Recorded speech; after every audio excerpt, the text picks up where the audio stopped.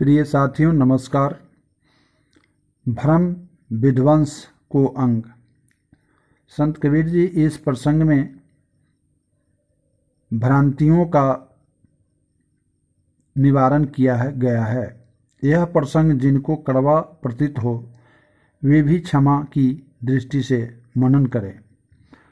पत्थर की मूर्ति बनाकर संसार के लोग पूजते हैं, परंतु इसके भरोसे मत रहो, अन्यथा कल्पना के अंधकार कुएं में अपने को डूबे डुबाए समझो। जो उत्तर तक नहीं देता, ये पत्थर की मूर्ति को क्या पूजते हो? विवेकहीन मनुष्य झूठ की आशा के मुख में पड़कर व्यर्थ ही अपने महत्व को खोता है। यदि पत्थर के पूजने से ज्ञान या कल्याण की प्राप्ति हो तो मैं पर्वत को पूजने पर डट जाऊं। मूर्ति पूजने से तो चक्की पूजना अच्छा है, जिसके संसार आटा पीसकर खाता है। पत्थर का मंदिर और पत्थर का देवता और पूजने वाला अविवेकी, फिर वह जड़ देवता सेवा को क्या स्वीकार करेगा? पत्थर पानी पूजकर संसारी अज्ञान में पचमुए। यथार्थ का रहस्य तो इससे पृथक है। सत्य का रहस्य जानने वाला ही भवसागर से पार होता है और वह सत्संग में मिलता है। पत्थर लेकर मंदिर बनाया, उसमें लाकर पत्थर की मोटी मूर्ति रख दी।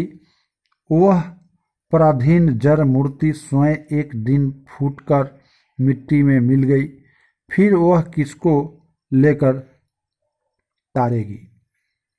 पत्थर पूजकर जो संसार सागर से तरना चाहते हैं, ऐसे लोग संसार नदी में प्रविष्ट होते ही अज्ञान पानी में भीग कर सिर पर रखी कल्पना गठरी के भारी होते हुए डूब मरते हैं। हे मनुष्यों, जितने प्राणी हैं वे ही शालिग्राम भगवान हैं। बोलने डोलने वाले को पूजो। पत्थर पूजने से क्या प्रयोजन? पत्थर के शालिग्राम से हम कल्याण प्राप्ति का भरोसा नहीं है, क्योंकि वह तो काल के कठिन चोट से क्षण ही में विनष्ट हो जाएगा। शालिग्राम को पूजते हैं, परंतु मन की भ्रांति नहीं जाती। स्वप्न में भी उन्हें शीतलता नहीं मिलती, बल्कि दिन प्रतिदिन अधिक अज्ञान ताप में तपते रहे हैं।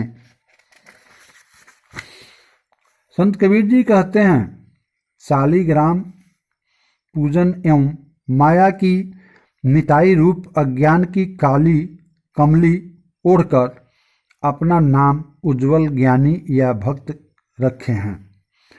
अज्ञान रूपी काजल की कोठरी में अब कल्पना रूपी स्याही का किवाड़ लगाया।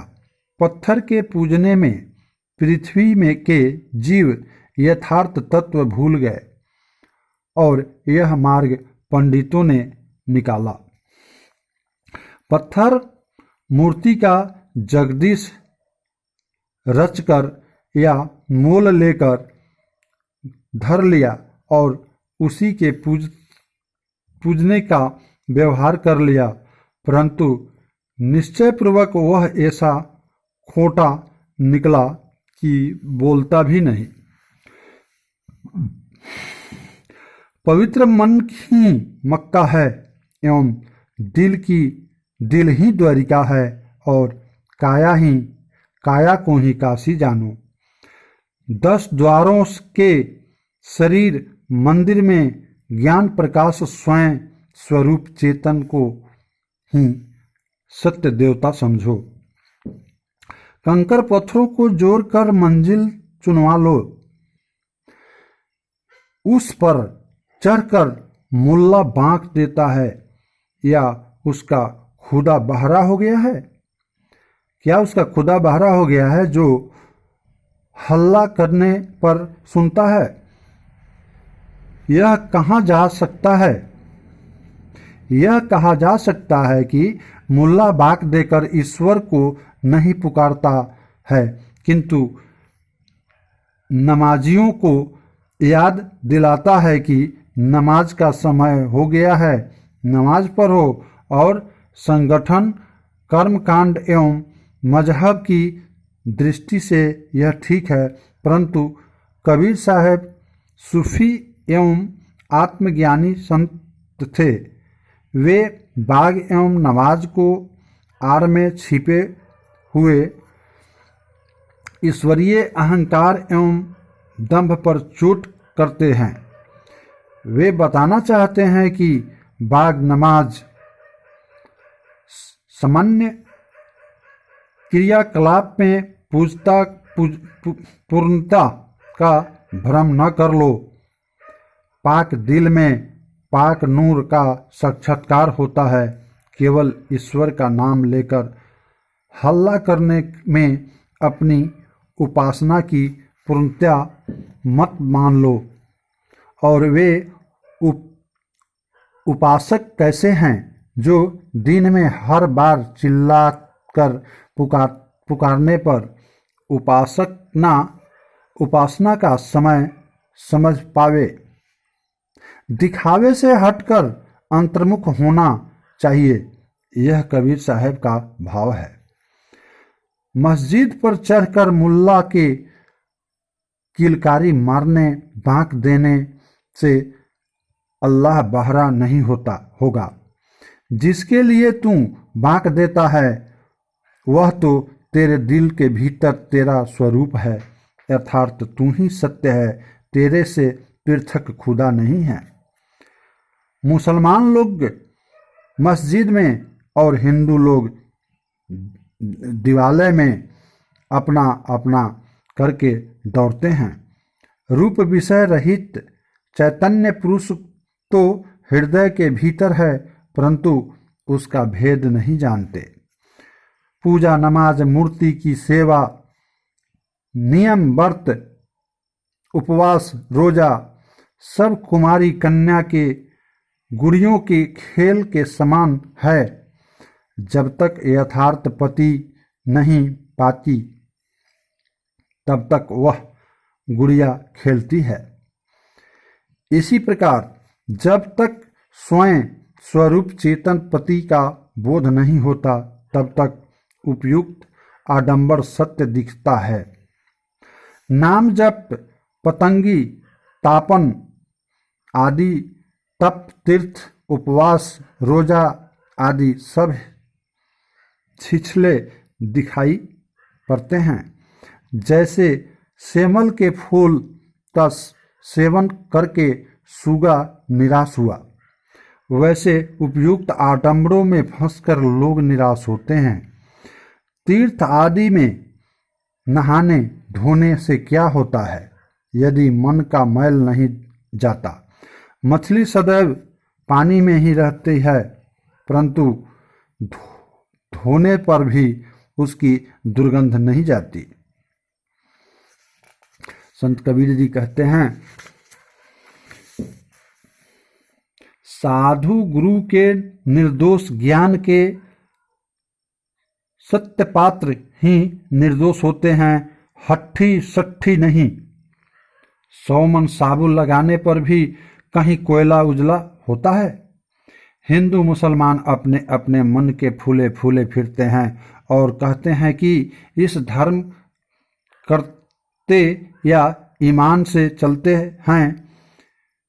मिथ्या, आडंबर या हिंसा आदि कर्मों से करोड़ों अंधकर्म इनके सिर पर चढ़े हैं, किंतु सावधान होकर इसका रहस्य नहीं देखते। कितने लोग जीवन पर्यंत हिंसा आदि कठोर कर्म करते हैं और मरते समय बैतरनी से तरने के लिए गौदान आदि करते हैं। कबीर साहब कहते हैं कि तलवार की चोरी करके बदले में सुई का दान कर ये कैसे उदार पाएगा। जब अपने स्वरूप राम को जान लिया तब उस वनस्पतियां और तुलसी, सब पर्वत और शालिग्राम तथा सब नदियां और गंगा एक समान हो गई। अविनाशी जीव युक्त रजवीर्य के बूंद मिलकर पृथ्वी, जल, तेज आदि जड़ तत्वों के पूरा पुतले शरीर माता के गर्भ में बनकर एक ही द्वार से ब्राह्मण, क्षत्रिय, वैश्य, शूद्र, मुसलमान, ईसाई, यहूदी सब प्रकट हुए। अब इनमें कौन ऊंचा कौन नीचा या अपना पराया है, सब भाई भाई है। परंतु बुद्धिहीन गंवार मनुष्य ऐसा नहीं जानता। जैसे बंदर मदारी के बस में पड़कर घर घर एवं द्वार द्वार नाचते हैं, वैसे माता अभिमानी अपने अपने अहंकार के वश होकर नाचते हैं। जैसे बुद्धिहीन सिंह संसा के साथ अहंकार वश जाकर और कुएं के जल में अपना प्रतिबिंब देखकर एवं उसमें कूदकर अपना शरीर नष्ट कर दिया, वैसे सब अहंकार में मारे जाते हैं। बुद्धिहीन मद्दांध हाथी जैसे बंधन में पड़ गया, वैसे जगत के सारे जीव अहंकार के बंधन में पड़े हैं। किसे समझाकर कहूं, पंख होते हुए भी अज्ञान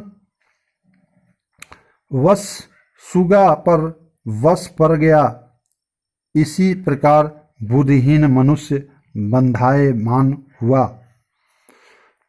नोट, सिंह, हाथी और सुग्गा का उदाहरण बीजक संख्या अपना पौ, अपूही, बिछाऊं शब्द 76 में देखिए। बिना सहायता के नौकरी नहीं मिलती, बिना बुद्धि के नर देह दो कौड़ी के है। इसी प्रकार बिना स्वरूप ज्ञान के योग्य करना केवल धूल लगाकर घूमना है, जिससे मन में दुविधा की गुदगुदी है और हृदय में दया भाव नहीं है। ऐसे मनुष्य का साथ छोड़ दो, भूल कर भी साथ ना दो। संत कबीर जी कहते हैं, जिसके मन में दुविधा की दुर्गंधी है और हृदय में दया भाव नहीं है, ऐसे मनुष्य के साथ छोड़ दो, भूल कर भी साथ ना लो। चींटी चावल लेकर जा रही थी, इतने में उसे बीच में दाल मिल गई। गुरु कबीर कहते हैं, वह दोनों तो नहीं ले सकती, एक लेकर दूसरा त्यागना ही हो पड़ेगा, अथवा दुविधा में दोनों गए, माया मिली ना राम। गुरु ज्ञान लेने से जिसके मन में आगा पीछा होता है, दुविधा में पड़ा है, जो निर्भय होकर सीधे सद्गुरु सत्संग में आकर ही नहीं मिलता, वह तो कुकर्मों में निवास करने वाला है और अपने अहंकार में बंधकर नीच जोनियों में जाएगा। ज्ञान की सब बातें पढ़ी सुनी और सीखी, परंतु भ्रम की टाटी नहीं कटी एवं मन का शोक नहीं गया। गुरु कबीर कहते हैं कि किससे कहा जाए, इन सब दुखों की जड़ अहंकार ही है। तेरे हृदय में ही राम है, विवेक ही आंखों से उसको तो देखता नहीं, विवेक की आंखों से उसको देखता नहीं। उसका साक्षात्कार तभी होगा जब तुम्हारे मन से बाहरी राम रहीम का संदेह मिट जाएगा। कुबुद्धि जीव को तो सूझता नहीं, वह तो नित्य उठ उठ कर मंदिर मस्जिद में जाता है। उसको हृदय मंदिर का पता नहीं है कि इसी में राम रहीम विराजमान है। भला ये लोग पत्थर की मूर्ति या मस्जिद में क्या पाएंगे? भाव, मंदिर मस्जिद अपने ढंग से केवल उपासना करने के जगह है। यह भ्रम नहीं होना चाहिए कि वहां परमात्मा मिलेगा। परमात्मा तो हृदय निवासी चैतन्य है। सच्चाई और संतोष रखने से तो बाहर पड़े हैं, सच्चाई और संतोष रखने से तो बाहर पड़े हैं। यथार्थ सच्चाई और संतोष नहीं रखते फिर हज जाने से क्या हुआ? जिसका दिल साफ नहीं है उसको खुदा कहाँ मिलेगा? भाव, सत्य स्वरूप में संतुष्ट होवो, तीर्थ हज में मत भटको, मन को पवित्र रखो, फिर खुद ही खुदा है। सिकंद सच्चाई, निष्कपट भाव, दिल की सफाई, सबूरी संतोष। स्वरूप ज्ञानी की दृष्टि तो है ही नहीं, स्वरूप ज्ञानी के दृष्टि तो है ही नहीं, और प्रातः काल स्नान करता है, लोक की लज्जा लेकर बैठा है। सिर पर नाना प्रकार के भ्रम चढ़े हैं, नाना ग्रंथों की भ्रमात्मक लिखी पढ़ी बातों में सब पड़े हैं। इस पक्षपात को कोई नहीं त्यागता, अतएव सब भ्रम के जाल में पड़कर अपने आप के ज्ञान का खो डालते हैं। भाव, वेद, कुरान, बाइबल आदि का बनाने वाला हिंदू, मुसलमान, ईसाई आदि मत मजहबों की कल्पना करने वाला तथा ईश्वर, अल्लाह, देवी देवता, भूत प्रेत, तीर्थ मूर्ति, रोजा, नमाज की कल्पना करने वाला जीव ही सर्वोपरि है। वह जीव तुम ही हो। बुराई त्याग कर भलाई करो, जीव मात्र को अपना भाई समझो। मन इंद्रियों का संयम कर स्वरूप ज्ञान में निष्ठ हो जाओ। यही सर्वभव एवं सार्वजनिक सिद्धांत है। आप सभी दोस्तों को मेरा बहुत बहुत नमस्कार। फिर अगला भाग मैं कल लेकर के आऊँगा।